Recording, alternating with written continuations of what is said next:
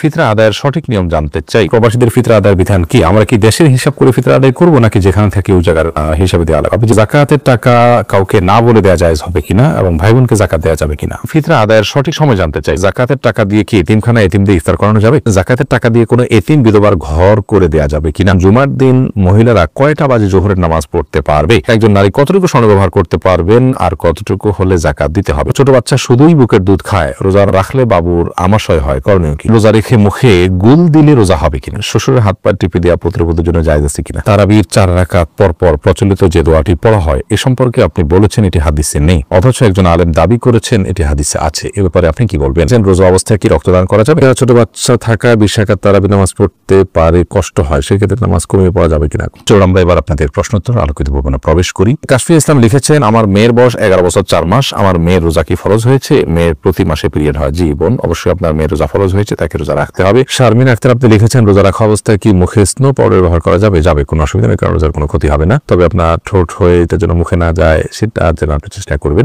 জাকিয়া হোসেন আপনি লিখেছেন, একজন নারী কতটুকু স্বর্ণ ব্যবহার করতে পারবেন আর কতটুকু হলে জাকাত দিতে হবে?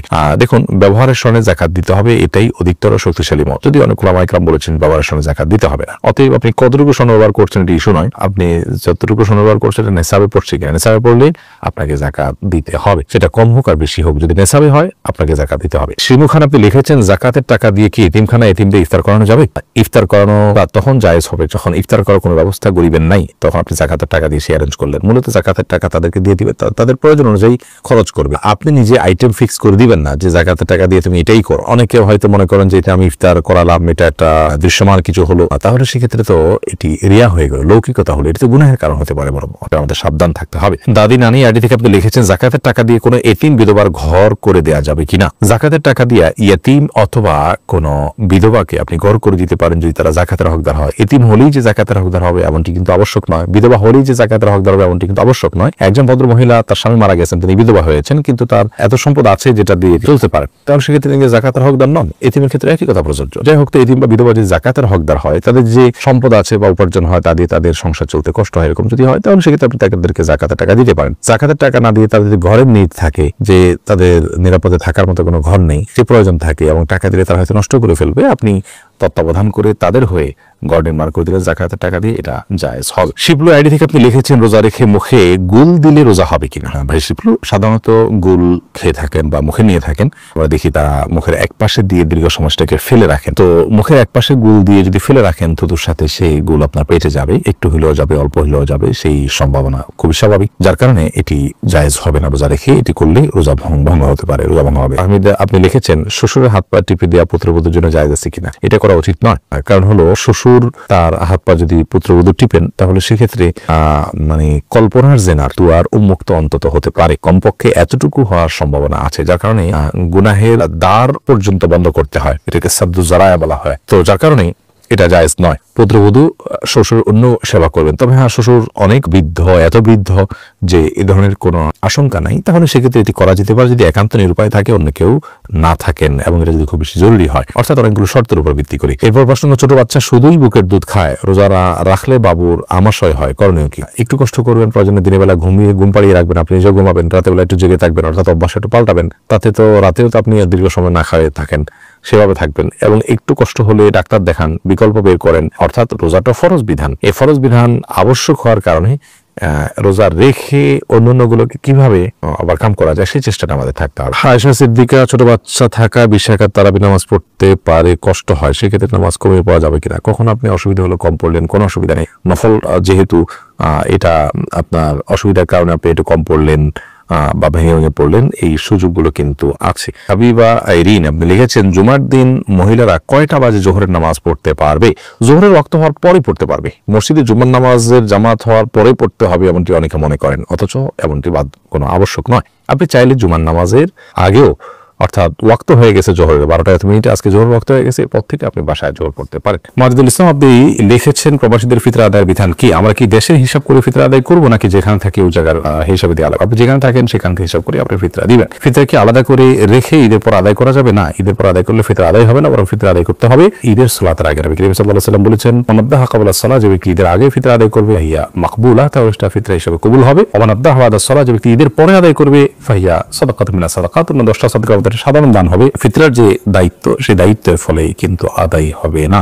রফিক আহমদ আপনি লিখেছেন, তারাবির 4 রাকাত পর পর প্রচলিত যে দোয়াটি পড়া হয় এ সম্পর্কে আপনি বলেছেন এটি হাদিসে নেই, অথচ একজন আলেম দাবি করেছেন এটি হাদিসে আছে, এ ব্যাপারে আপনি কি বলবেন? ভাই রফিক আহমদ, দুঃখজনক যে কথাগুলো ভালো করে অনেকে না শুনেই মন্তব্য করেন, আবার অনেকে শুনেও সেটাকে বিকৃত করেন।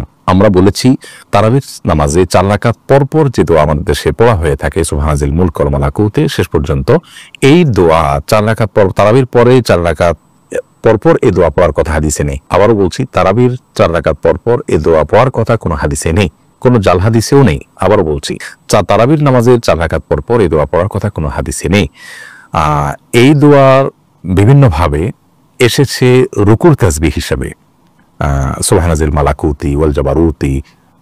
রুকুতে নবী করিম সাল্লাল্লাহু আলাইহি ওয়াসাল্লাম সুবহানাল আযীমের জায়গায় আপনার এই তাসবিহ পাঠ করতেন, এই দোয়া পাঠ করতেন। তো রুকুর তাসবিহকে এনে যদি আপনি 4 রাকাত পরপর যে আমরা বৈঠক করে থাকি, বসে থাকি আরামের জন্য, রেস্টের জন্য, সেই জায়গায় আপনি সেট করেন, তার জন্য আপনার তো প্রুফ লাগবে। যেটা রুকুতে করতে বলা হয়েছে সেটা আপনি এখানে করছেন, তার ভিত্তিটা কি? সেখানে আমি বলেছি যে কোনো হাদিসের ভিত্তি নেই। তো সেই মর্মে যদি কোনো হাদিস থাকে যে হ্যাঁ তারাবির পর 4 রাকাত পরপর এই দোয়া পড়ার কথা বলা হয়েছে, তাহলে সেটা উপস্থাপন করা যেতে পারে, এরকম কোনো হাদিস তো নেই। ফতোয়া শামিতে আছে, ফতোয়া শামিতে থাকার মানে তো হাদিস নয়, ফতোয়া শামি তো ফতোয়ার কিতাব।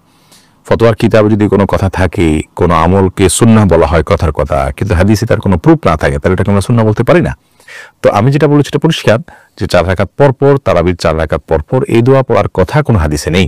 অতএব এই দোয়া আছে অন্য কোথাও পড়ার জন্য, সেই হাদিস এনে যদি আপনি 4 রাকাত পরপর পড়ার বিষয়টি প্রমাণ করেন, তাহলে সেটা তো অবশ্যই অগ্রহণযোগ্য এবং হাস্যকর হবে।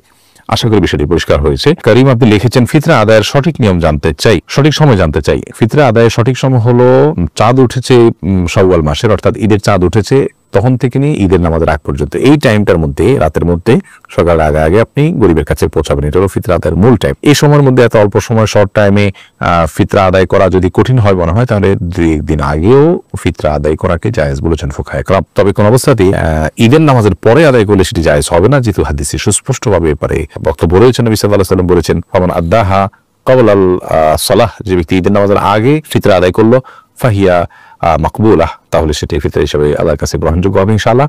আর ওয়ামান আদ্দাহা বাদাস সালাত, যে ঈদের পরে আদায় করবে, ঈদের নামাজের পরে, ফাহিয়া সাদাকাত মিনাস সাদাকাত, তাহলে সেটা অন্য 10টা সাদকার মতো একটা সাদকা বা দান হবে, এটা কোনো ফিতরা হিসাবে বিবেচিত হবে না। যাকাতের টাকা কাউকে না বলে দেওয়া জায়েজ হবে কিনা, এবং ভাই বোনকে যাকাত দেওয়া যাবে কিনা? ভাই বোনটা যদি প্রাপ্তবয়স্ক হয়ে থাকে, অভাবী থাকে, যাকাতের হকদার থাকে, তাদেরকে অবশ্যই যাকাতের টাকা দেওয়া যাবে, যাকাতের টাকা দিয়ে স্বাবলম্বীও করে দেওয়া যাবে। এবং যাকাতের টাকা দেওয়ার সময় যাকাত যিনি নিচ্ছেন তাকে না বলেও দেওয়া যাবে। আপনি মনোনিয়ত করলেন যাকাত দিচ্ছেন, তাকে বললেন যেটা আপনি খরচ করেন, আপনি নিয়ত করলেন যাকাত থেকে দিচ্ছেন, এটা যথেষ্ট হবে। তাকে বলে দেওয়াটা এটা আবশ্যক কোনো বিষয় নয়।